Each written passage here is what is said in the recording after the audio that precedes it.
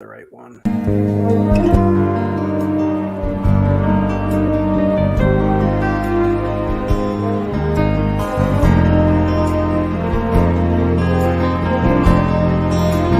That proves it happened. Did he mention the temporal colon? There's a difference between keeping an open mind and believing something because you want it to be true. What the hell's that supposed to mean? You like your scrambled eggs soft.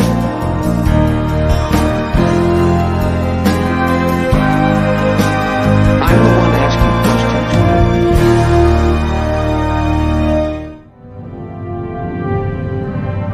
Let's go. Good evening. Welcome to Enterprise at 8. This is Live Long and Podcast Star Trek Enterprise Rewatch series. It's been over 20 years since tonight's episode Cold Front first aired, but we're just getting started here at Enterprise at 8. Enterprise at 8. Enterprise at 8. Okay. Have we said it enough times, do you think? What's the show called? Enterprise at 8. Enterprise at 8. What a great name. Downton Abbey. Enterprise. Downton Abbey. Downton Abbey, yeah. It isn't that. We're not English and we definitely aren't proper. Anyway, I'm Jody Simpson, and my co-host tonight is none other than the man who deserves to sit in the captain's chair more than Mayweather, Adam Woodward. Good afternoon, evening, and good morning, wherever you are. Yes. All right. Good evening. Well, you covered most of them there, I think. Mm-hmm. You got most of it. Good Also old Mayweather, joining- right? Good old Mayweather in this episode. It made me smile. Literally, Night the only of thing the that they Killer gave Mayweather to Androids. do was smile at a chair. Like, imagine the casting call for that. Anyway, also joining Adam and I, our awesome producer and the man who would time travel just to check out and criticize uniforms, Live Long and Podcast very own Dave Mater. I would just time travel to criticize the uniforms, although And they or at like least- it. and like it. But yeah, like this is a temporal Cold War. It is kicking off with. It's getting hot. This Cold War. Indeed. And who can forget, of course, the man who would time travel just to erase Captain Archer from the timeline, Kevin Millard. I'm working on it. I'm working on a way. For You sure. got your DeLorean ready? Are you going to be like Reed at the end of movie night where, you know, Those were 2 hours of my life I'd rather have back. Wow. I like the fact that they have some form of Netflix on the ship. I think that's handy. 50,000 movies in the Yeah, database. 50,000 movies in the 50,000 database. movies in the database. There must be something worth watching. Maybe. Exactly. They exactly. have Netflix, but only one screen, apparently. Apparently, yes. Well, Netflix wasn't invented when they had this. The show came No. on. No, Well, that- Netflix was around, but they weren't a streaming service back then. They were just No, the they were DVD DVD. mail Oh yeah, thing. you mail in. Yeah, that's right. Yeah. Yeah. Yeah. but I Anyway, think tonight's the, episode. What's that? I think the idea of having 50,000 movies in your database was like kind of a cool idea back then. That's a big accomplishment. A cold idea. Yeah. Maybe. Anyway, tonight's episode is Cold Front. This is the 11th episode in the series. This is the one where Archer invites a group of stargazers aboard, not realizing that his Suliban nemesis, Salik, is it Salik? Silic, yeah, is among them. And the captain soon realizes that Silic has I have no idea how I even wrote this, a pernicious plan to change the course of history. I don't know. Anyway, obviously I grabbed that from Wikipedia or something, but anyway. Discuss. Okay, so my first question. Yes. First question, right? Was he on? Like, how did that? Was that a chance meeting, or was it just happened? So what do you mean? Well, okay, so they come on the freighter. They come across this freighter, and they go, "Oh, let's go check out this." And then they call the surly captain up, and he's very curt with them, and then finds out what's happening. And then they invite whatever they are, that group of Pilgrims. Thank you, on board. And then we have now a Suliban that shows up. Was he? Yes. Yeah, but he was sent there to stop the explosion on the Enterprise. Right. Yeah. So like in the cold open of the episode Cold Front, we just see Silic kind of getting more genetic enhancements and that cloudy guy up on. Right. Yeah. Forgot about that scene, but yep. Yeah. Makes sense now. Whoever Silic's boss, who I don't think we ever truly meet him, do we, Jody? No. So, But he kind of looks It's like rumored that Daniels. actually it was supposed to be Evil Archer, but Pure they Archer. never never confirmed that or denied it or anything. So who knows? Yeah. So basically, Adam kind of covered the main premise of the show, really, which was Archer notices that there's a whole bunch of ships in this area, and he decides he's going to do what Archer does best, which is interrupt them, because that's what Archer does. That's what drives Kevin crazy. Yeah, he interrupts them because. What? But before that, we get a scene where Archer's eating breakfast, and he meets we meet Daniels, good old Daniels. Daniels, yes. Which Daniels, funny enough, has been around in other episodes, from what I remember. I think he actually was in one of the other episodes at one point. Did he show? I don't remember seeing him before this, but he. Spoilers, I think this is literally a guy who was a background character who they ended up making into a character. Let's use him. Let's use him. He looks like a Daniels. Oh yeah, Well, I don't know. I'll have to verify that, but if he's just some extra they promoted to guest star, that'd be impressive. But I think that I got the impression they brought him in for this episode. I don't remember seeing him in the 10 episodes before. I could have swore I read somewhere that he was in the background in some other episodes, but maybe that was something they did digitally or something like that. But more than anything, what better undercover assignment in temporal Cold War, Jody, than to make the scrambled eggs? You like your scrambled eggs soft. Have I ever brought them to you any other way? That's how you know. That's trust. Someone says they're from the only future. Part of this episode I thought was stupid. How is that? It really was. Anyway, to establish trust. Have I ever brought you? But the thing I like about this episode, the thing I like about this episode, which I don't know if you guys got the same jive with me, is it finally starts feeling like an actual something's happening. Like it isn't just a chance thing. It's they're starting to really kind of show you that there is going to be storylines that actually happen longer, especially how this one ends, because how this episode ends, there's going to be more. You already know there's going to be more. Like the last scene is literally them walking up his cabin, right? What's that? You've got the ominous music at the end. That's how you know. Indeed. And then it goes to the normal Enterprise credits uplifting music, which just doesn't work on the end of this episode. But anyway, that's fine. Daniels was not on an episode prior to this. He wasn't. Okay, so I must have read that, and obviously somebody wishful thinking. Did you guys catch Archer's salt and pepper shakers? Those are pretty cool. Yes, those actually exist. No, I didn't. That's almost as important to me as uniforms. Really. Wow. So at the end of that scene, he salt and peppers his food, and you can see, I like them. I think those are the gravity ones. I think they used to sell them on ThinkGeek at one point. That's what you mean? The two ball things with the sticks hanging out of them. Yeah. So what it is I guess when you lift them up, they don't actually pour anything until you shake them, because they have two balls in them. So there's one ball and then there's another ball on the inside, and then they line up or something. That's interesting. Again, it's something I read. Who knows? You never know if it's true or not. But the internet. Like one of those desk widget things with the magnet in the bottom. Yeah, almost. Yeah. Looks like a pendulum. Or it looks like a reused, like one of those things that you put honey in, like you get honey out with it. Yeah, one of those things. But anyway, I thought it was cool. But I guess it's supposed to show us the future of salt and pepper shaker technology in space. Yeah, well, they don't have really good touchscreens yet, or the Lacar's computer system. So I guess salt shakers is what we got, right? I noticed it. Yeah, well, so did I. So it was probably the most interesting thing in that scene. Kevin. Oh yeah, okay, he does use it, doesn't he? Honestly, though, those salt and pepper shakers, they acted the hell out of that scene. They really did. They really stole the show from us. They stole the show, guys. Like, come on. They finished it right then. Done. Oh, he had like scrambled. That looked like a good now, breakfast. Obviously, there's a reason why Dave is stopping on this exact thing. It's not because of the salt and pepper shaker only. No, it's because of who directed it. So this is done by what's his name from Voyager? Tom Paris. Tom Paris himself. And you know what? It's a good episode. I think it's a good episode for Star Trek. It's got faults, but it's still fun to watch. Like, it was one of those episodes where I didn't spend 20 minutes of the episode just kind of going, oh, I got to keep watching. Captain Proton saves the day again. Oh, fuck Captain Proton. That is the worst thing that they ever put into Voyager. Well, besides Belana Torres. But anyway. Okay, on.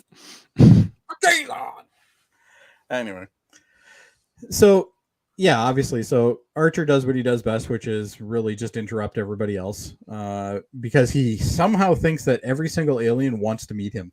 Yeah, this guy was the best. He's just like, Oh, what yeah. do you? Yeah, he's like, what do you want? He's like, cool, man, cool. You're out here exploring. That's nice. Actually, when I saw this, the first thing I thought of, this is Kevin in alien form. Yeah, for sure. I was actually Yeah. just thinking that right now. Were you really? Yeah, because like, like oh, that literally, sounds like I me. watched this. Yeah, I watched this, and the first thing I thought of was that's how Kevin would react to Archer calling him up, unannounced Yeah. and just It would meeting him in rig. I'd be space. like, oh, what fresh. He'd be hell." like, seriously, what do you Fresh want? I'm busy, right? So it turns out this guy is actually hauling around a bunch of people that are going to be looking at some sort of, I guess it's a proton flare or something like that. It's like I wrote it the down Great so we didn't- Bloom, they call it. Yeah, which is just some sort of weird flare that happens every 11 years or something. They said The plume of Something like- Agatheria. plume of Agatheria. There you go. I'm glad somebody was doing their homework. You 'cause it could wasn't say me. that they're on a 3-hour tour, but not a really. 3-hour tour. Uh, You know what? You're gonna just kill Sam one day. Sam's gonna be like, you know what? I'm not watching this goddamn channel anymore because We're all gonna this have guy to do does it. is torment me it's and tell coming. me he's gonna do got- it. It's but- coming one day. I have no timeline. It will come one day. There's a lot of projects that have to come before that. Sam might have to park a truck outside your house. Yeah, you might have to protest. Protest. Do some sort of Karen convoy. Get the convoy going. Get the Karen convoy going. Anyway, so yeah, so obviously he finds out about this, and of course Archer says, "Oh, this is a great opportunity for us to, see this as well," and blah blah blah, which is fine. They're on an exploration mission. I guess that makes sense. Oh, dog's getting yelled at again. And so at this point, we have determined that obviously we're going to see this group of people. This group of people then show up on the ship. Obviously, Archer says, "Okay, let's have them on our ship and be all hospitable and whatnot." I like Didn't the bother to defeat check sequence. anything. I thought that this looked really cool. Yeah, it There's, did look This really was cool. neat. Yeah, this was I neat. remember doing That's this one before thing that this this show doesn't really ever really hurt me too hard on is the effects. I think they did a good job overall for most of the stuff. There's the occasional one that looks silly. I still think the Suliban looks a little weird. Like when they're in full makeup, it's fine, but when they do the transitioning from them cloaking to the not the cloaking, stretchy stuff looks really bad. and the stretchy stuff looks terrible. It always Yeah. looks terrible. But what do you want? This is a movie. This is a show made in 2001. This episode here. Yeah, it's Uh, comparable end to of like 2001. even Mr. Fantastic and the Fantastic Four movies that came a couple years after this. So it's not bad. Hold for on, the there's time. Fantastic Four movies. They're bad, but they're Oh, I didn't realize there was, mostly because I ignored them and blocked them out. But anyway, You know what I think would have been interesting with the Suliban if they had made it so the Suliban become the founders through all this genetic, because the founders are genetic engineering geniuses, right? yeah, right. Or if the founders were involved in the temporal Cold War, and if they're pulling strings here, right, just with their genetic engineering. It Thing. just with all the stretching, it made me think of the founders, right? Made me think of Yeah. changelings. It also makes me think a little bit of I know Jody's most hated movie, Insurrection and the Sona. terrible movie. Yeah. But I don't even know how you can call it a movie. It's just a It's stretch an, episode. it's an episode. yeah, Yeah. it's One a of the long movies I enjoy the most. There's nothing epic about that movie. Did you say you enjoyed that though the most? There's one Almost- thing epic about yeah. that movie. There's nothing something epic about about it. that I movie. enjoy it so much. It's fine if you enjoy it. British Not my is a cup of tea, but- soaring soul, as free as a mountain bird. Yeah, and you tell me that It's Nemesis so is bad terrible. that it turns the corner and is awesome. Yeah. Anyway, it's like a car crash. You still have to watch it, I guess. But Boy, the anyway, Enterprise looks good. yeah. So Archer in true fashion greets them at the airlock, and mingles with them a bit. I think the alien people, for the most part, I think they look pretty interesting. I like the main guy who kind of had almost a skeletal structure and wavy hair and This stuff. guy, yeah. That guy there, yeah, I liked him. I thought How can you not like him? He's likable. He's got a nice smile. He's Yeah, he was good. Yeah, he I think wants he's to got share he's his got those wisdom. things on his side of his face though, like the other race. What was the name of that race? Well, no, I can't remember. I don't even know if we have. I can't remember seeing this species before or after this, but no. Well, that's the thing with Enterprise. There's a lot of species that you never see in any other season, right? And then there's some where they emphasize, like obviously the Andalorians. I thought it was funny though when they were all coming on board. They just it was like a train that never stopped, and it was like no room. Yeah, everybody's getting jammed in there. Yeah, and they're all getting kind of cramped. Well, you can tell that they don't normally receive people, right? Yeah, because, he's like no surround one's me. standing where they should be. They're all surrounding him. Yeah, it's yeah. And there's good old doofy Archer going, "Hey guys, let's have some dinner." Dinner seems to be his go-to thing. Eh? Have you ever noticed that? It's always like, we're gonna make something to eat. Yeah, chef's got to cook again. Chef's got to. He just wants to say chef because he's got the best chef in Starfleet, apparently. So he's got the only ship in Starfleet, as far as we know. The only Warp 5 ship in Starfleet, yes. Yeah, at least I don't know. There doesn't seem to be a lot of rules in Starfleet. I feel like this might be. This is pre-rules, guys. We've been through this. Let's not start it again. I don't know why we have to keep bringing this shit up. It's right in the fucking title. It is the first one. What more do you need? I don't know. It doesn't even have USS in front of it, guys. It's got NX. No rules. No rules. Anyway, all right. Well, we're not going to get on this tangent again. You want to bet? Oh, I know we are, but I'm going to try to avoid it. You're supposed to be a co-host here, Adam. You're supposed to be. You're not supposed to be antagonizing them and making them do it more. Yeah. Anyway. Okay. All right. Can we talk about the scene with this? Oh, this is terrible. I hate this scene. Wow, that is a great screen cap. Why is Mayweather in Starfleet? Because he's got nowhere else to go. He's like Callie, my wife last night was saying to me, he's like Wesley Crusher when he was promoted. Yeah, in my opinion. Okay, I know this is going to be a very, very skeptical opinion. I think Mayweather is worse than Wesley Crusher because at least Wesley Crusher did something useful. 100%. Yeah, but Wesley Crusher was half his age. Yeah, like Mayweather's supposed to be like at least 25, right? Only in body, my friend. I don't think in maturity. Or literally, in the first time we meet Mayweather, he's doing the thing where he's finding the middle of the ship so he can flip back and forth like a jackass. Well, that's okay. I would do that, but the sweet spot. Sweet spot. Yeah. This guy. Well, I would have liked to have seen him launch a torpedo. Yeah. Sam says he's going to protest with Adam if we don't get a Gilligan's Island podcast soon. It's just like being back in the womb. Being back in the womb. Being back in the womb is like being in the sweet spot. Yeah. Well, but anyway, Mayweather is literally. You know what? Honestly, the one thing that's shown me from doing this rewatch is I used to think that Hoshi was the most useless person on the ship. It's not. She's way more useful than Mayweather.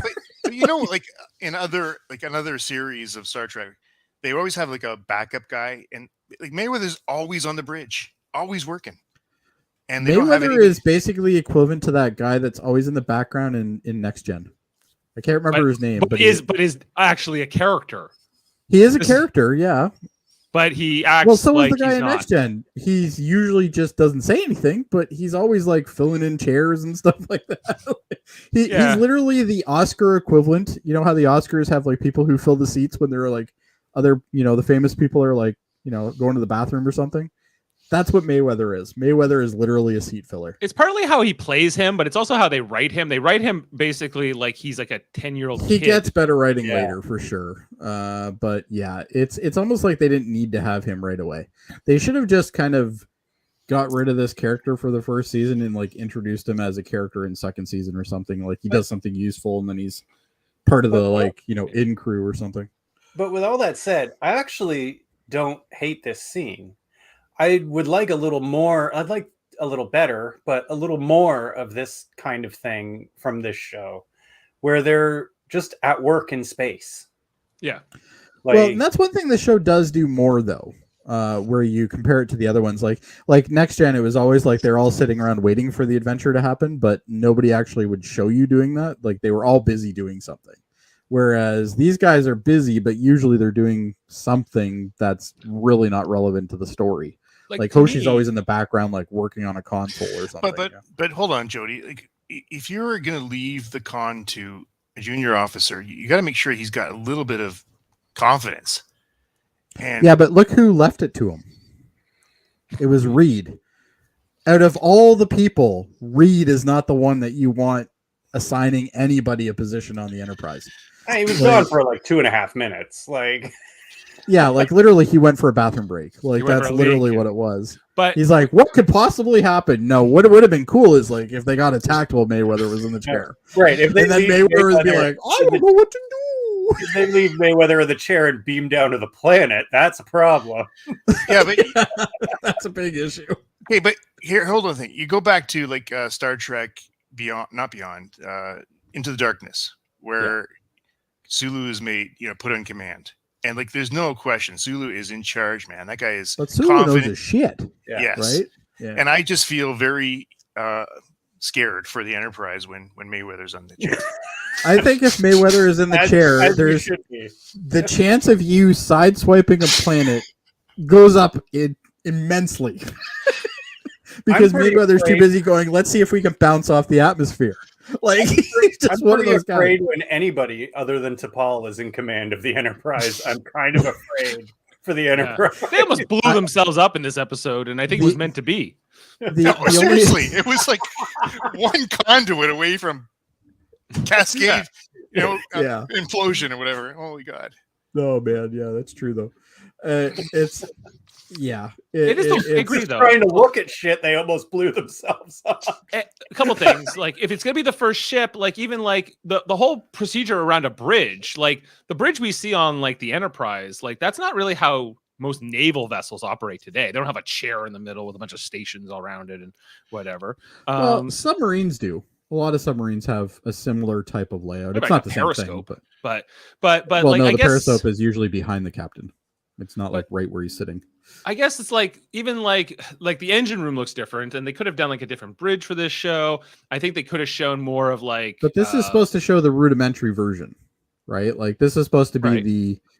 the first design. Like this is the 60s version of the Mustang versus the 90s version of the Mustang that you see later on, right? But Like, even it's- then, like, do you think they were influenced by the Vulcan ships too? Like they've had. Yeah, seen- well, I think the engine definitely is Vulcan. Like it's even like a normal color for a Vulcan ship, right? Like do it's- Vulcan bridges have chairs in the middle like that too? And No, but I think they're always standing, aren't they? No, that's the Romulans. I don't that's the know. Romulans, yeah. in the Gemini. No, but like when we've ever seen like a lot of the Vulcan ships, they're always like brown and kind of boring looking, that kind of thing. And if you look at the engine room has a lot of brown in it. Like it's got a lot of brownish burgundies and stuff like that. Like it's very. It almost looks like Quark's bar from like DS9. Like some of the elements, like where it's got like the especially the engine itself, it's got like these like grids that are like six-sided grid system going on there and stuff like that. It's just really weird looking compared to like what the cool warp cores look like in all the other ships, right? Some plastic patio glasses, and you got Quark's bar. Yeah, basically. Yeah. So who knows? Maybe part of that is actually part of the set. I don't know. But- Yeah, and all I'm saying, like, as this when they were conceiving this show, like, I think that they got a lot of things right, but in terms of like what was different back in the 22nd century, how was starship design, how was space travel different, and most of it comes down to like we don't know how to talk to aliens yet, and we have no procedures for things, but otherwise, like they have transporters, they have a bridge that looks the same, they have like everything else that we're kind of used to, and so I'm like it was almost like they didn't want to like change what Star Trek is. But yeah, because listen, guys like you two, Dave and Kevin, would be so upset if they changed everything, and never mind the rules aren't in place. If they changed the bridge, you'd just be blown away. You couldn't do that. Absolutely. well, probably, yeah, I would probably be complaining the other way. So I you mean, can't they please left me. the bridge the same. I was still out. but the bridge itself, when we look at this bridge, I don't see a lot of the other bridges in this bridge. Like to me, this is a very This is It's like a very it's a lot like the Defiance Bridge in particular. yeah, I guess the Defiant. Yeah, I would agree with you on that.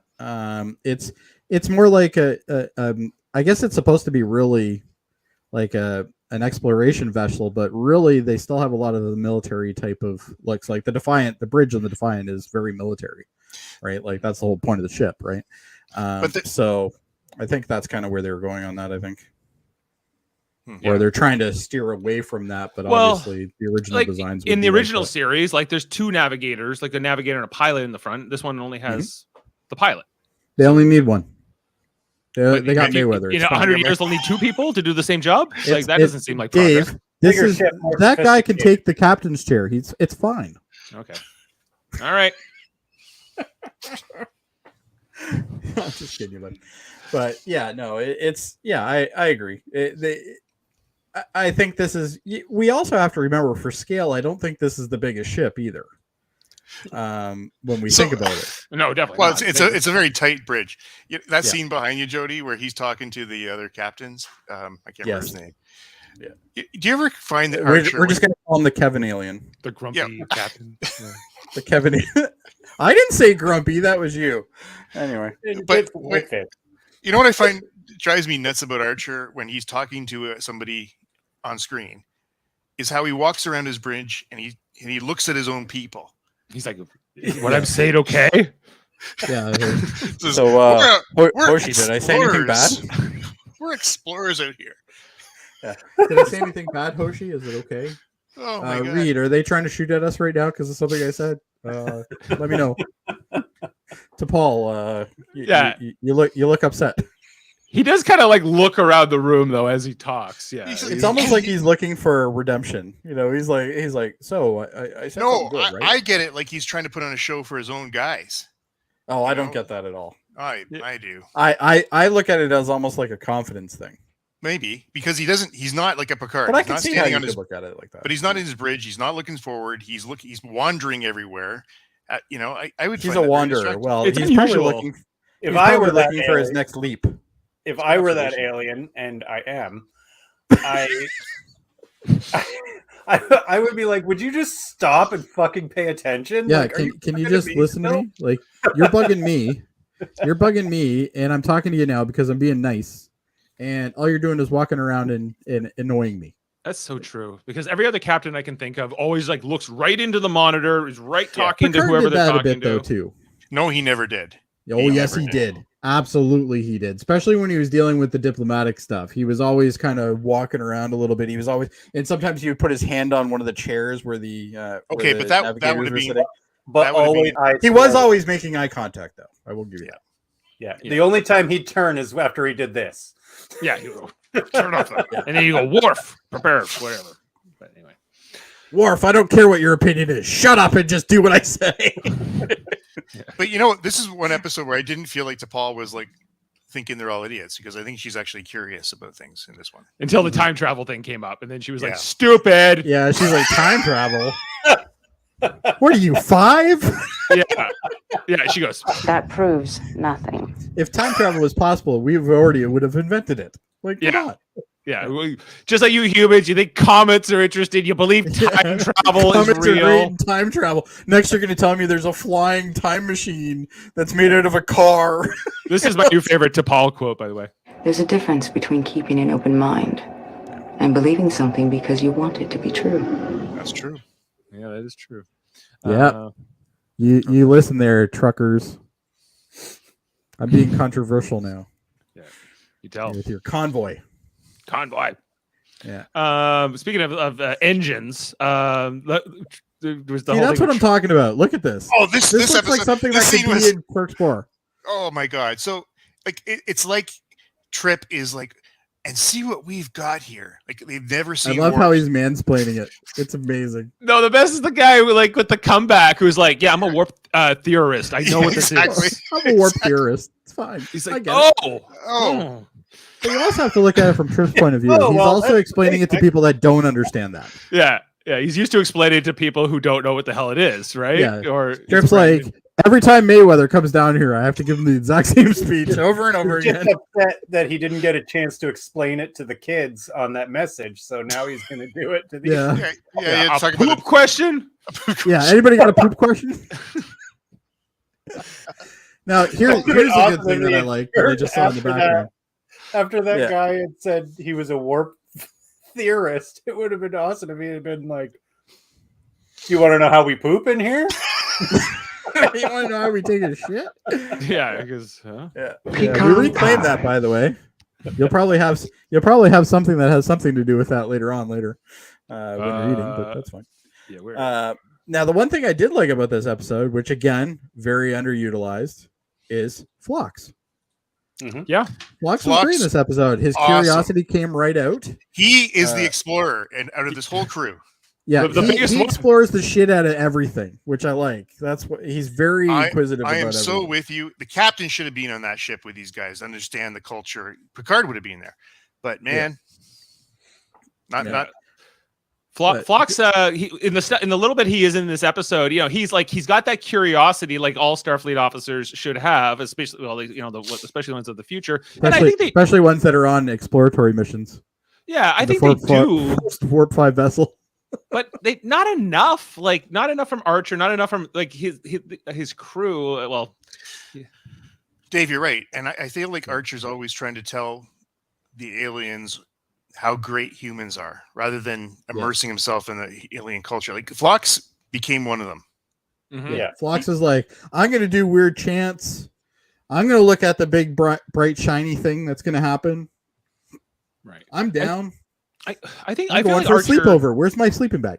Archer's more preoccupied with like doing the mission, but I think just not failing or not falling on his face all the time. And I think like Phlox actually has the right attitude about. Yes, he does. And Archer, I think, is always trying to justify why they're out there and that they're humans and they believe in this and that, but it's Phlox is Why fantastic. when we have such a limited staff though, does Archer allow him to leave all the time? I don't know. I don't even know why he didn't bring another doctor along. Like he could have brought two. He didn't have to. Yeah, like what happens if Phlox dies? Like in mid-adventure, what do? Pick up another one? Like it would have to go. They'd have to call up all the ships in the fleet. I guess they're probably going to probably ask Mayweather to be a nurse. That would be my guess. Like Tom Paris was. Yes. Yeah, that'd be my guess. Maybe that's what the director. Like, we got to give you something to do, man. We got to give you something to do. Right. But during that whole thing, like where he's given the tour and we're going from sick bay, and then we see like I guess it's Silic, right? He's disguised as this other alien, and I don't remember who played. Like some British guy definitely plays this guy, but I didn't really put it together. It was like I know it's I've seen this before, but most of the Suluban seem to be British, so yeah, like even in later episodes, they're all played by British actors. A lot of villains are British. John Fleck. What are you implying? I think that they play good. They play good villains. They also have a lot of them have like that hook nose, like that that British hook nose. It's villainous. So, just saying, John Fleck is one of them. Let's move on. Yep, let's move on from that one. Let's move on. Dave's like, what did I do? Actually, he's not British. Explains my grandparents now. Thanks very much. Yeah, exactly. You're welcome. I don't remember anybody in my family having a hook nose, but that's all right. This guy's played a ton of the guy who plays Silic. Yeah, he plays a bunch of different characters in a whole bunch of Star Trek episodes. He was in the DS9 episode The Search. He was like the Karma guy when they're looking for the founders. The first time they take the Defiant out, and yeah, okay, I remember that episode. He's like, the Vorta don't tell me to help you. And he was like, well, if you don't help me, the Vorta might send the Jem'Hadar and all that, right? So, that guy. He's interesting in this episode because he's like, hey, John. Yeah, I like how he refers to him as like just John, right? He's like, oh, remember when I tried to kill you the last time? Well, John. This time, I'm not trying to kill you. It is kind of ominous, like that he just keeps repeating his name. Yeah. He's like, I know your name. Yeah. It's like, I know who your name's Jonathan, but whatever. But I'm going to call you John. Yeah, Careful, John. Careful, John.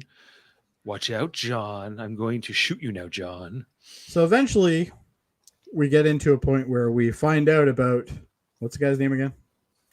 Silic? No, the time traveler guy. Daniels. I'm terrible with names. I should write shit down. You'd think a host would, but anyway, whatever. You got us. Yeah, there you go. That's right. Exactly. Somebody's got to tell me and set me right. Most of the stuff, like with the alien guys, I don't think there's really much to cover here other than, the scene that we're seeing right now. Phlox is scanning them all, showing them some of the technology that they have. I think this was after the. This is before the warp core thing, right? Yeah, it's happening right now, and then when that's over, that's when Trip says, "I think like somebody cut this." Yeah, this he's thing. like somebody obviously tampered with this, and Archer's like, "Well, it was one of your staff. Like, just talk to your staff." And he's like, "I talked to all my staff. They won't admit it." Oh well, we just got a shy hero around here. It's like, no, What a there's stupid obviously thing something to else say. going on. Yeah, like It Archer's really just was like, a dumb thing. just to talk say. to them again, because if you ask a question twice, they might give you a different answer. I think Archer went to the Mayweather school of talking or something, but anyway. Yeah. So obviously this big thing happens, and if this particular hose wasn't plugged in, that's what stopped the chain reaction that would have blew up the Enterprise. So The chain in this reaction would have case, kept going. Yeah, it would have going. it would have kept going and blew up the Enterprise. Yeah. So obviously It's that simple to blow up the Enterprise. Well, that's a really big design flaw. Let's be I'm honest. kidding, it is. Right? Like it's right up there with in Next Gen when they were talking about how like there's this micro fracture that was part of like it's the episode where like the warp core like blows up and they think it's the what is it, warhead? No, can't remember the name of it. It's the one with that angry admiral chick who's retired. Oh yes, that's the one, the witch hunt one. The drumhead. It's the witch. What's that? The drumhead. That's it. Yeah. You're right. Admiral Sati. Admiral Sati. Nora Yes. Sati. Yeah. Yeah. Yes. Oh, there's the explosion right there, which I thought was done really well. It definitely looked like a cascade. It was moving forward. It was a cascade. It was moving. We had some cool electricity things going on, and Lots Trip of smoke. freaking out. So that's one thing I do like about Trip's character is he knows when he's over his head, right? Like at this point, he's like, "Shit, we're fucked. Like we're fucked, man. What are we gonna do?" And then it's like, "Oh, it stopped good." Yeah. And then he I'm still unclear if this was meant to be, or if Silic changed history, or if history was already changed. Well, I think it's supposed to be interpreted whichever way you want, because in theory, if the Suliban weren't there and they didn't interfere, the Enterprise would have been blown up, right? And everybody would be dead, and that'd be the end of it. So why did the Suliban, which we find out later, some of the motivation that they had to keep the Enterprise as part of the game, but it's weird to see the guy who Archer was fighting at one point is now helping him, but we don't know his motivation behind it. And I don't think we find out in this episode at all what the real motivation was, other than to keep them alive, right? So why he doesn't do they even need them know. alive? He doesn't even know why. No, he doesn't know, because the mystery guy in the shadow, which we don't ever know who he And is. that I really like about this episode. I like the mystery at the end that they leave it without us having no idea why. Yeah, but there's a reason for that, because the Oh, Temporal yeah. Cold War is something that happens throughout the series, Right. up until the third season, I guess. Yeah, And then they deal with the They Mars they thing, they, right? they kill it really early in the fourth season. but there was Oh, also is it fourth something there. season? Okay. They gave a hint too. They go, well, who knows what else is in that cabin? Like what other equipment does he have? So there's also definitely some foreshadowing of what's going to happen. Yeah, we're not going to look.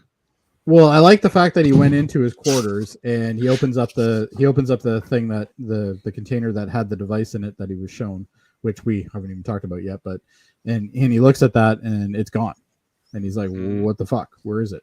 Right? So That doesn't look like Starfleet. Archer has way more questions than he has answers at this point, which is kind of the whole premise. That's really what it's I'm the supposed one to be. asking questions, crewman. Yeah, but it's also not the last time we see Daniels either. No, So- spoilers. He's not dead. Yeah, he's not dead, but anyway, he's just fluxing. But So. he does have a handy little thing out that handy little piece of equipment that lets him walk through walls. Yes, which lets them phase through walls. Where did that come from? That's I Daniels. have not been paying attention for a minute, and all of Yeah, a sudden no, that he's was walking Daniels. through walls. It was in his pocket. He just brought it out. Yeah, he part of has it. Okay. It's assumed that in whatever century he's in, I think he's from Okay. he's 900 years in the future, right? So I that didn't would put it- realize. Nine That years. put it 31. Well, 22 plus 9. Yeah, so he's kind 31st of century, somewhere around there. So he's from the century before Discovery. He's yeah. And, but that's post burn. Well, yeah, They Discovery hadn't has written fucked up some stuff. Because this was established 20 years prior. So Discovery has no reason other than Well, to they just do mention it it. because they felt like it. They do mention it in Discovery. Book talks about it. He says that there was a temporal war, and basically the result of the temporal war, I think that what we're seeing play out here is that all time travel basically gets like kaputted. Yeah, like, it gets demolished and yeah, no one's like allowed to do outlawed it. Yeah. basically after this because for reasons you can tell, it was getting a little bit nuts with like multiple factions trying to manipulate the timeline in their Didn't own Discovery ways time travel? into the future. Technically, yeah. Yeah, and time loops and They're stuff. over. But back in time, See? not so much. Burnham is like Mayweather 2.0. Burnham is Wow. Mayweather 2.0. Oh, okay. Well, when she's not playing Space Jesus, but anyway, that's a whole. Gee, other I told you, issue. Cisco is Space Jesus. Cisco thinks he's Space Jesus anyway. Where's the But- heaven at the end? Yeah, well, there you go. But anyway, yeah, like a lot of the cool technology that, well, I guess we should probably talk about that. So, what's this guy's name again? Daniels. Terrible. Anyway, Daniels eventually, sees Archer in the hallway and says, "Okay, you need to talk to me. I got shit to tell you." And Archer's just like, "Fuck off and go talk to one of my staff. Yeah, I'm you bring too me busy for scrambled this eggs. shit." That's Yeah. all you need from you. And then he's like, no, I really need to talk to you. This is really important, Captain, blah, blah, blah. And he goes, Come to my oh, by the cabin, way, come to Captain. my room. That's right. Yeah. Come to my cabin. Which should have been a red flag right there for Archer. Archer's like, fuck, man, this guy who serves me food is going to get me. Like, that's, And then- that's really What's what the it is. most awkward painting ever? I want that on my wall. Archer's just like, oh god. Huh? I don't know what this means. It should just be called, huh? Actually, it's funny because this thing's happening behind me right now. But, So you're yeah. telling me you're some kind of a time traveler? Well played, Archer. Well played. So you're But- from Did you guys before we get to that, did you think how small that cabin is for two people? No windows. yeah. He was talking about It's his a roommate. small ship, though. Yeah, him and his Like, buddy or his Even yeah, when we like- saw the corridor when they were receiving people, it's like it's Yeah. cramped to hell, Yeah, that's a jail cell. But this is very but this is also It looks like a very cruise ship cabin. submarine-ish, right? Like this is the brig on the newer Enterprise. The brig is bigger than that. absolutely. I feel like the ladder is unnecessary. Just to get up on that top. Well, who gets to the top bunk then? How are you gonna get to the top bunk? I just get up there, pull yourself up. Anyway, Oh well, maybe you're limber, but maybe the person that's up there isn't. I guess so. I No, guess Dave, you are in your athletic prime, my friend. Well, what's So- in this room? Like a desk? Yeah, well, they got a desk and places to hang coats and a closet. And what's on Well, the two wall? closets actually, two lockers. There's no window. And, No window. well, no. This is an inside cabin. This Yeah, is a lower decks type situation. This is my a lower friends. decks. This is Yeah. not like Hoshi Sato at least gets a window. We know because the stars were going the wrong way or whatever. So Well, yeah, but Hoshi's bridge crew. yeah, and we But see you saw we see Daniels ain't bridge crew. She still has he's just a server. Yeah. He's a peon, man. Yeah, Like, you're right. He's lower decks. So He's This lower is what decks, man. This is what they get. Enterprise lower decks. This is what their conditions are like. At least they don't sleep in a Well, hallway That's right. They don't sleep in a hallway like they do on on the Cerritos. On the Cerritos, yeah. Anyway, so he basically explains to him. He shows him this really cool time mappy GPS thingamajigger. I love these freeze frames because it's like Daniel's like, look at all this, isn't this fun? And then Archer's like, what the fuck? Archer's Yeah, like, I did what like happened to the 4 cabin? of these on my wall. Like, just- But let's be honest here, guys. If you were shown this and you had no idea what the context was, would you first indicate that this is a timeline type display, depiction? No, this looks like planets to me, but whatever. It's just the way Bakula is selling it and the way that Bakula's not selling it at all. That's he's like, oh, yeah, I was on a show called But Quantum look at Leap. Daniel. It was all the Daniels time is travel. like, look at my technology, bitches. Like he's happy. Yeah, Daniels Like, is an interesting character, and I think we get a few more appearances of him. I still don't really know. I get the impression he's a good guy, but we really don't know a lot about we him. actually don't. I don't think they really ever get that hard into it, right? Like, there is one episode where he really is obviously the good guy. They also, Um, Silek does a pretty good job of getting Archer to start doubting himself because he says, and I Yes. bet he told you this, and I bet he told you that. Yeah, I bet he told you that you're trying to save the timeline and blah blah blah blah blah and all this. Yeah. So Don't yeah. you see you're being played? Yeah. You know. Yeah. So he's. Yeah. I bet he told you he'd give you a reach around, didn't he? You know, like it's like all these things. Right? Yeah. So. I think that like I'm confused by it as well at the end because like Daniels is making this big grand pitch and he's like, you need to help me so I can find this guy and if you were Archer, would you do what Daniels is asking? I love this scene behind me though, where the three of them are talking yeah. in I can't remember whose room it is. I think it's actually Archer. I think it's in the ready room. Is it the ready room? Yeah. So with that and the three of them, and you can tell Trip is kind of on board. Like Trip's like, all right, Captain, if you say he's a time traveler, we'll go with that until we prove you wrong. That's fine. And T'Pol's just like, there's no time travel, you retard. What are you doing? They're drinking this liquor or whatever that the aliens brought, and Trips is like, I'm just happy to get some booze. Yeah, Trips is like, I'm here for the booze, bitches. Yeah, I don't look at the time travel. What a day! Maybe we shouldn't look a gift horse in the mouth. That's really what the reaction is, though, isn't it? It's just like Trip's just in the background, just sipping away, and T'Pol's he like, really doesn't "This care. can't be right. This can't be right." And Trip's just like, "We almost got blowed up today, man." They're like 900 years in the future, and Trip's like, "Whoa, that's deep, man." Yeah, it's pretty deep. I need to have another drink. I need another drink. And T'Pol's just like, "I'm not drinking that swill." Yeah, and time travel doesn't exist, or we would already have it. Archer's like, he had a hologram, and like even Trip is like, well, I was on the rowboat, and we put my hand in those crystals, and whatever. I got pregnant. I got pregnant on a rowboat. What do you got to say? Maybe she's got a point, Captain. Sometimes I think he's just there to play referee between T'Pol and Archer.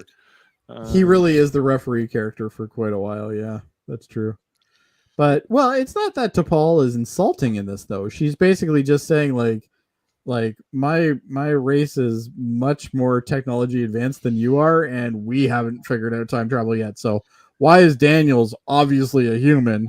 Why does he have time travel? That makes no damn sense. More or less, right? he says that he's more or less human. Whatever that means. More or less human. Yeah.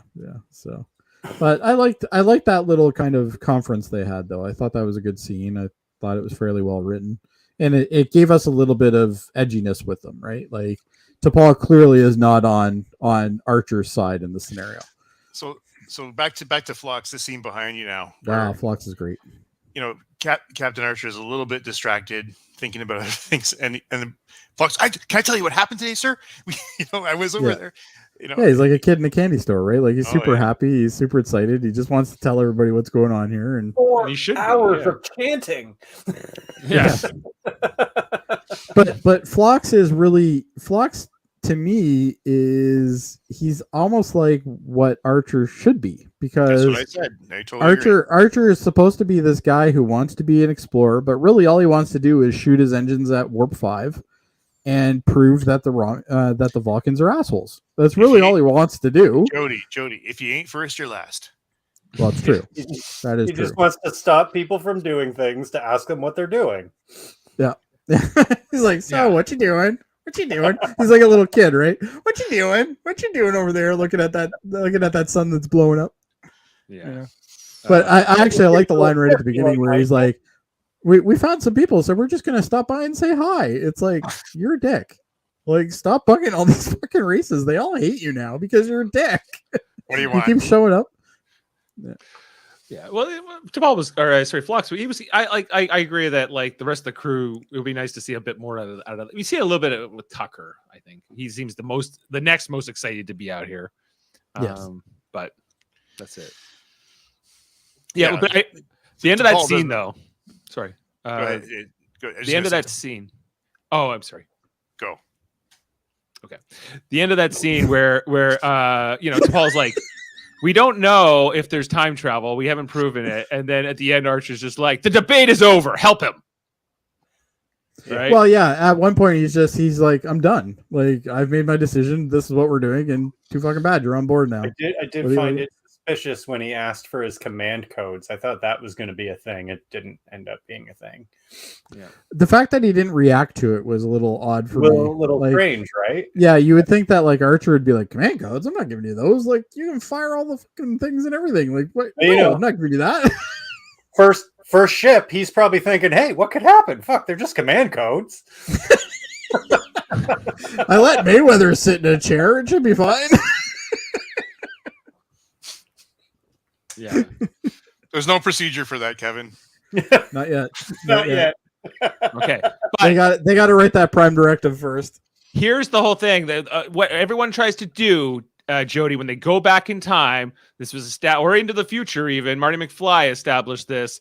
All Tucker wants is to win that pool, that bet, just so he That's can. right. How much distance is the ship going to go tomorrow? And he's like, come on, Daniels, We knew there was going to be a joke like this in there eventually, Yeah. right? Like the minute you knew this was about time travel, somebody's going to mention something that could benefit them, right? So I think if anybody's going to say it, it's going to be Tucker, which is fine. So I thought it was I liked how they had that dialogue. He's like, is your brother not really from Jupiter Station? And Dudley's like, I don't even have a brother. I think it would have been interesting, like what you had said. I think that Daniels was here for the 10 episodes. If they had put him into a couple scenes earlier.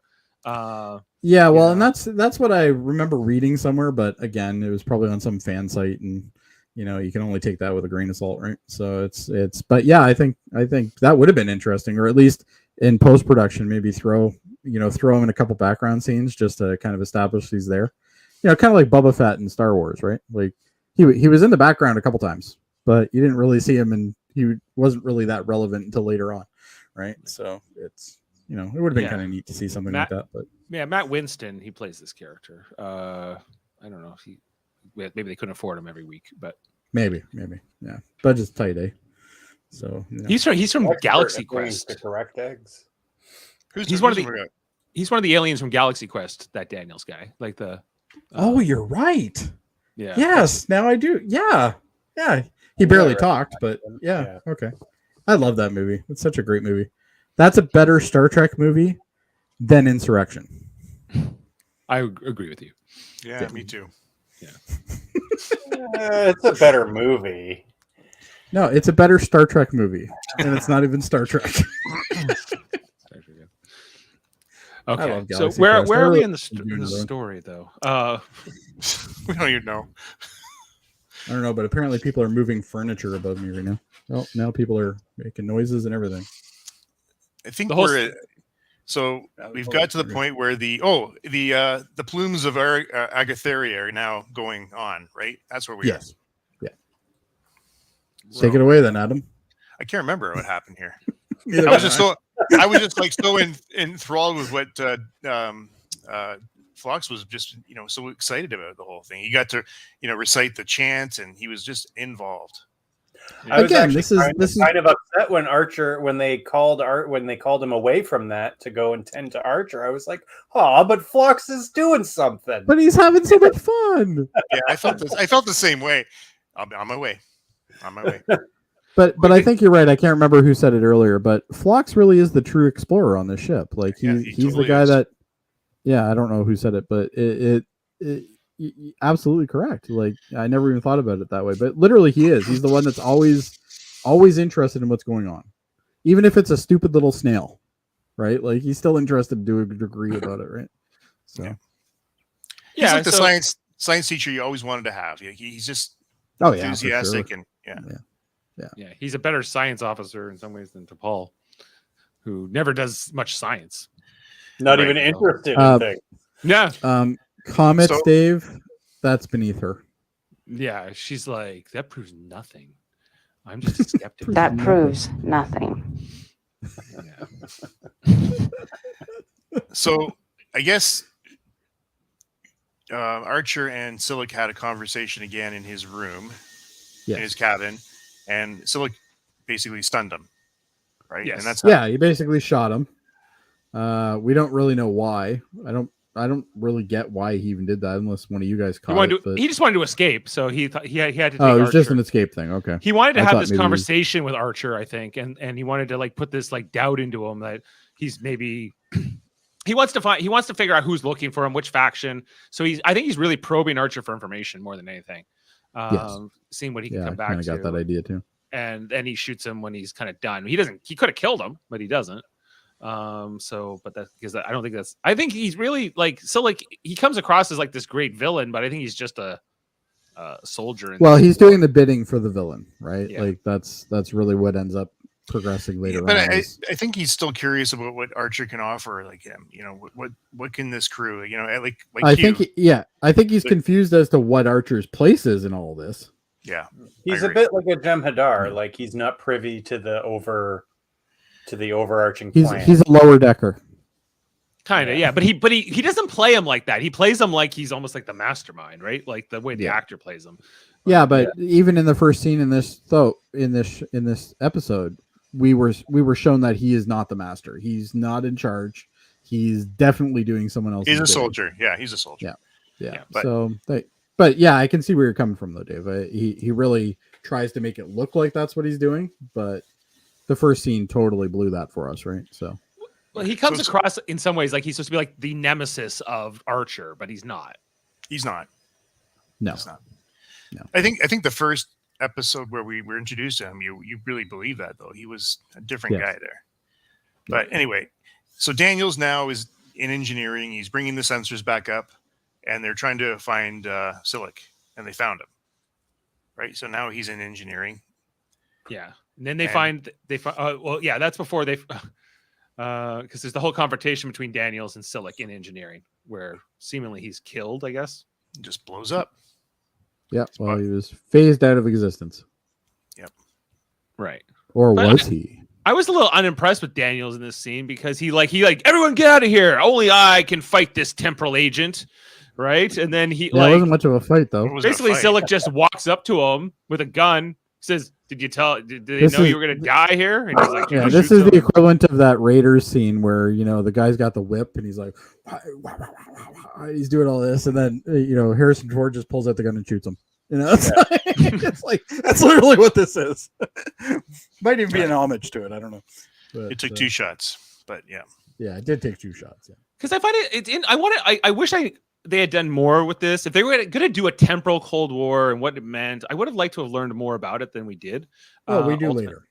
Yeah, we do later. Yeah, this is a teaser episode. That's all this is. But he talks about he's from a faction from this century and he's fighting a faction from 2 centuries earlier and whatever and why and what are they after. And... But I also get the impression that Archer can't be told that much right now because the more he tells him, but the more he tells him, the more he could manipulate things, right?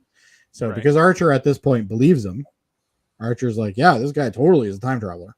Yeah. And, so at this point, he's going to go along with anything that this guy says because Archer's just like that. He's very one way. But he's got a question, like, Silic didn't kill him. He could have killed him. Yeah. Yeah. Well, and we didn't really get into that, right? Like, they didn't really show much of that. So it would have been nice to see something like that. Yeah. But when Silic escapes, why did he let me live? Like, why did he just stun me? When Silic jumps out of the ship and goes down onto the thing, and T'Pol's like, should we pursue? He goes, no. He doesn't choose to chase Silic at that point. Well, you got to remember, this is also the guy that saved their lives, right? So maybe this is kind of his way of paying him back. Oh, you saved my life. Okay, I'm going to let you slide this time. I think Archer wants... Not that they portray that in the episode, but... I think Archer wants some time to figure out what is actually going on. He's wicked confused at this point. Yeah. Which why got wouldn't a headache too? Yeah, well, it's probably because Mayweather. I'm guessing sat in his chair. Yeah. His chair. He's like, you let Mayweather sit in my chair around his ass groove. Yeah. I don't think there's really much more to this episode. I got one thing. Go for it. The final fight scene between Silic and Archer in that little room. You can call it that.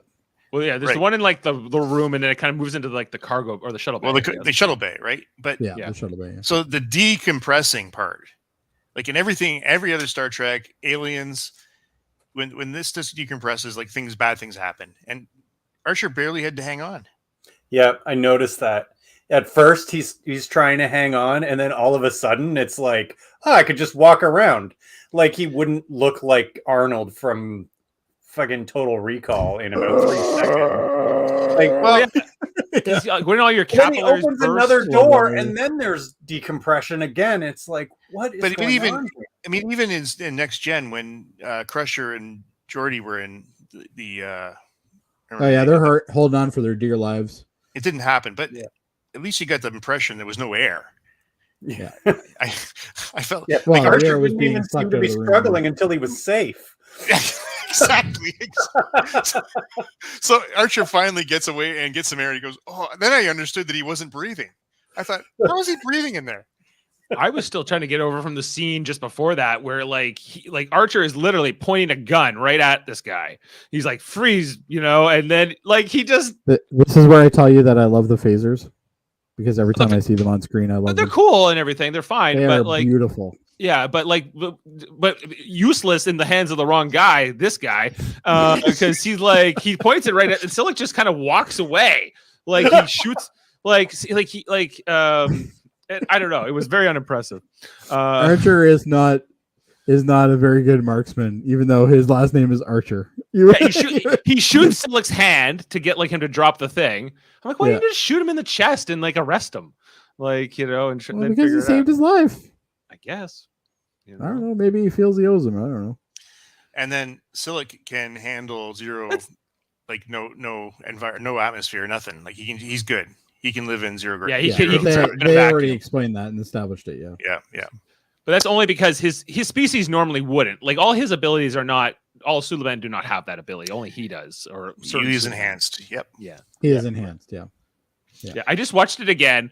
Right. So after Archer shoots his hand out of his hand, he goes, "You shouldn't have done that, John." And then he just kind of turns and walks away, and John's still pointing the gun at him and going, "Hey, come back." I was talking to you with a pistol. You may have endangered it your is right there behind species, me. your future, John. John. I know your name, kind of. He almost gives me kind of like a Terminator 2 vibe. Have you seen this Have boy? you seen this boy? Yeah. Maybe they should have got him to do it. That would have been cool if he was a Suliban. It was a rough day for Jonathan Archer at the office. You know see, what? There's It's been a rough day. And the worst thing about it is Mayweather sat in his chair. That doesn't look like a rough day. That looks like he just had a good day. Oh no, Maybe he did get that reach around. maybe he did. From a stretchy guy who can reach around. Wow, that's the ultimate stretchy guy. Yeah. Reach around when you think There about you it. go. Yeah. He can reach around Yeah. a couple times. And at the end, he comes back out on the end of the episode. He comes out on the bridge and he goes, first of all, he says to DePaul, "I don't know, I'm going to write this one for Starfleet." And then he's like, "Tomorrow, I want to sleep this off." Or, I've had enough. I'm just gonna go to bed. I'll figure this out tomorrow. You know what? But then he goes to the fridge.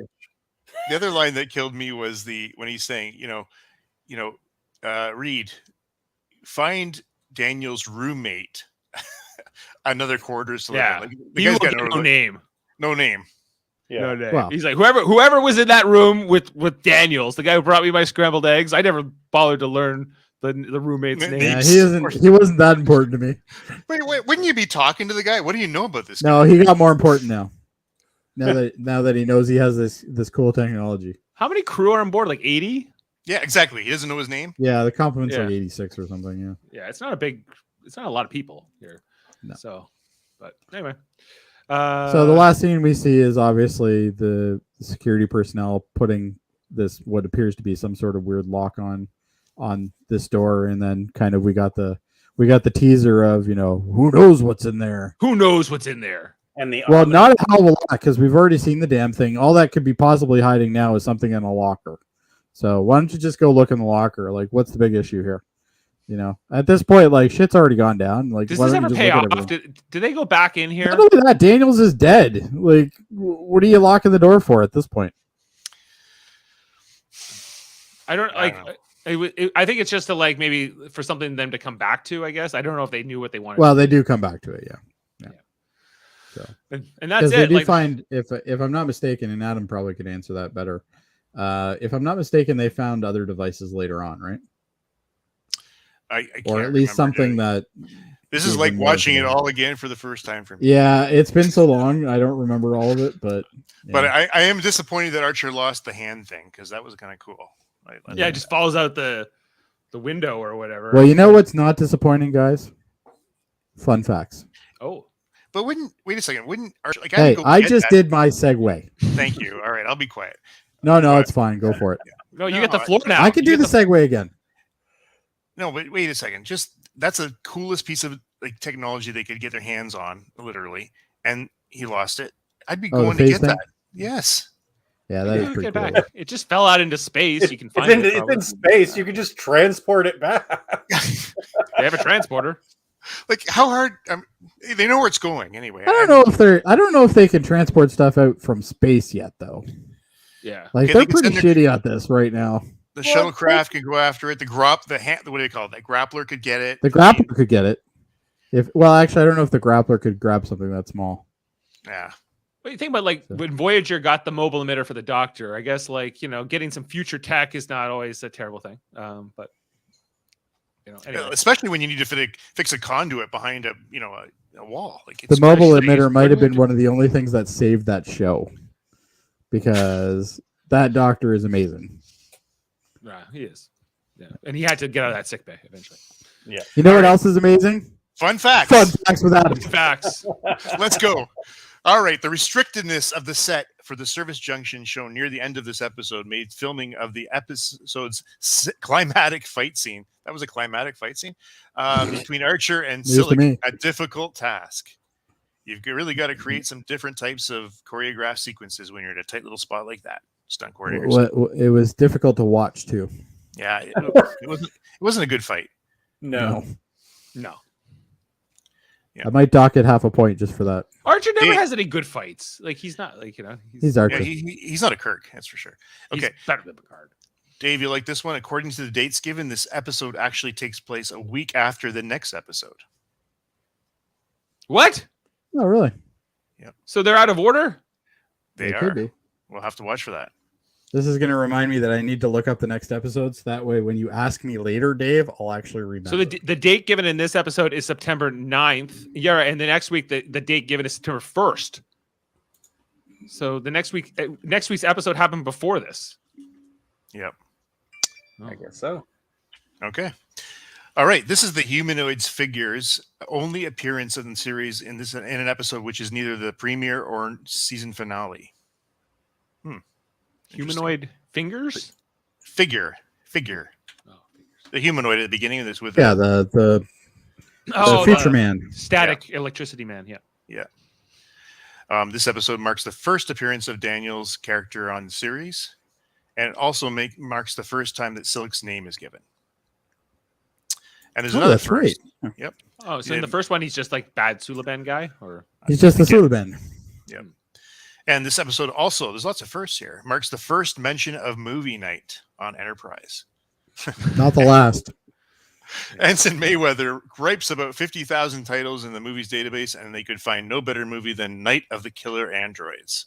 Night of the Killer Androids. It first further implies that Reed and Sato frequent the event. You could always read a book. no books. Could always read a book. Real fans don't read the books.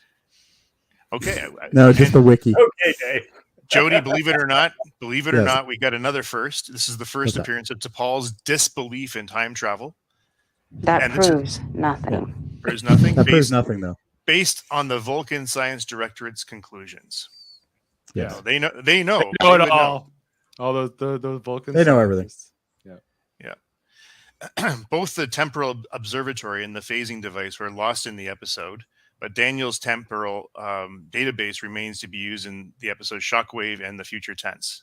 Yes, I knew they go back in. I vaguely remember it's like, what's going on with this temporal Cold War? Hey, there might be some goodies in Daniel's room. Let's take a look. And then there was, and then they're like, oh, okay, good. Yeah, yeah. I think that's what Daniel's happened. room comes back. Yeah. Right. Okay, Daniel's quips to Trip that whether Earth is still exists in the 31st century. And then Daniel says, depends on how you define Earth. And then in Discovery, People of Earth reveals that the planet does still exist in a normal fashion as late as 3189, albeit having closed its borders. Yep. And this is another first, the first episode not to feature a shuttle pod. Oh. Wow. Even though they're in the shuttle pod bay quite a bit. Well, they do use the shuttle pods a lot in this series. Well, because there's no transporters, like they don't Yeah. use them. So But Makes you're sense. right. That was the best scene in the episode where they docked together and did the little transfer. I thought that was great. They do some cool shit. Yeah. This episode achieved a Nielsen rating of 4.7 and was watched by 7.33 million viewers at the time. So I was always, you know how I always ask you guys, like, how many millions, is that good? So Yeah. I was watching that I Love Lucy thing on Prime the other night where they went back and described, she got 60 million people watching an episode back in this. I think that's crazy. Oh, she was huge. Yeah. Yeah. But you also Okay. have to remember it's a different era. There was Yes. When you're dealing There's- with there's 2001. four shows. But, Yeah, I mean, when you're dealing with wasn't- 2001 and you have such a wide selection of stuff that you can watch versus Okay. the 4 channels that were available then, I know, but or that's still 4 crazy. primetime things. Yeah, that's still. Okay. Oh, absolutely. I'm not discrediting it. It's amazing. All right, and the unofficial reference book Beyond the Final Frontier describes this outing, and Kevin, you'll like this, as a scrappy episode, but one that adds a new twist to the temporal Cold War. So True. Right. that's all we got, Jody. That was a good fun facts tonight. Finally, we're getting somewhere. You know what? It was nice to see some enthusiasm in you Thanks. with fun facts. You know what? It Because took- you had such shitty stuff to talk about with fun facts. You're like, oh, great, fun facts. Let's do this. This sucks. Okay, let's This is keep the first chronological use of a holodeck. Is that cool? I guess. Yeah. Was that all right? I guess. So it was nice to see some perk in your step there, Adam. I will say this episode was a good one. I quite enjoyed it. You know what? You know, I think it was a great. And you know what? Scrappy little That, episode. that leads me to wonder, what would all of you rate it? So maybe we should do ratings now. Let's go to ratings. As we mentioned, directed by Robert Duncan McNeil. This is how we kick ass in the Delta Quadrant. That's right. Let's go to you, Jody. What do you give Cold Front? You know what? This is a hard one for me because I really do like this episode. I don't think it's as good as some of the other ones, but I also don't think it's nearly that bad as most of them. So Do you like it better than the Endorian incident? Is what I'm wondering. no, No. I don't like it. It's better. What did I give that one? 9. 9. Okay. You know what? That lines up for me. I'm going to say this is a 8.2. Adam? Solid 8.5. Ooh. 8.5 for Adam. Yeah, I'm in the 8s, I think. It's an 8. It's an 8.5. I'll go with 8.5. Now I really want to know what Kevin thinks. 7.5. Okay. You know what? For a Kevin rating, that's pretty good. Is that Kevin's highest? No, it's not his highest rating. No, No, It's not his highest rating. his highest was the Endorian. Endorian incident. Yeah. So Well, why wouldn't it be? That was a great episode. Although I got to say, this episode, like, I don't think it's super strong, but it's got me intrigued for the rest of the show. So You know what? That Crazy. I was thinking the exact same thing. It brings you in. yeah, You want more. Right? I Which would is- say, like, good. I almost like prefer like Temporal Cold War. I just wish they'd done more with it, but it's really intriguing, and I think it could have been really cool. I think they could still do more with it. I think you could still. Oh yeah, the nice thing about it being the Temporal Cold War is the fact that you can bring it into any of the series, yeah, like and without anytime you want. question. You 'Cause know, it's a lot and, like- and actually, you know what? If I had to guess, I would say they're going to bring it into Section 31. Maybe I could see that. You know, like there was that. I remember that episode with where 7 of 9 has to like go into different time periods, and she has to work with Yes. like Captain Braxton.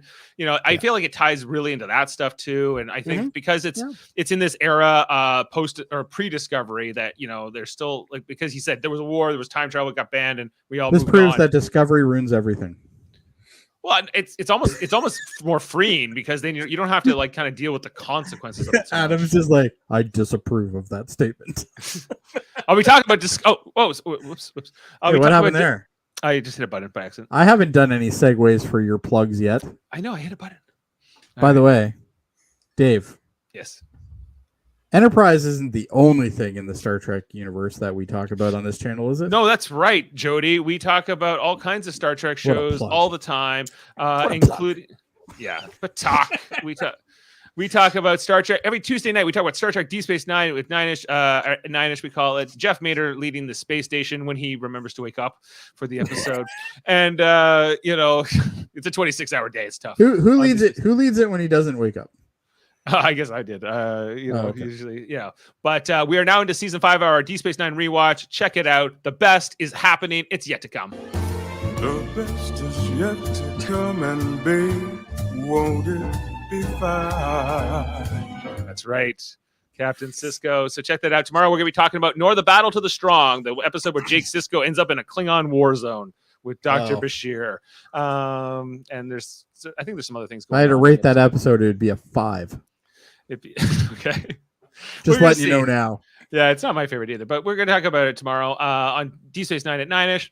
And then episode sucks to begin with. And then on Thursday, because we've been talking about Star Trek Prodigy for the whole month of January, that just kind of finished up its 1B, I guess. By the way, Star Trek Prodigy really worth checking out. I think it's going to be sort of this unsung hero for a while. I watched the first. Maybe one of those things I that when I get bored, I'm going to watch it.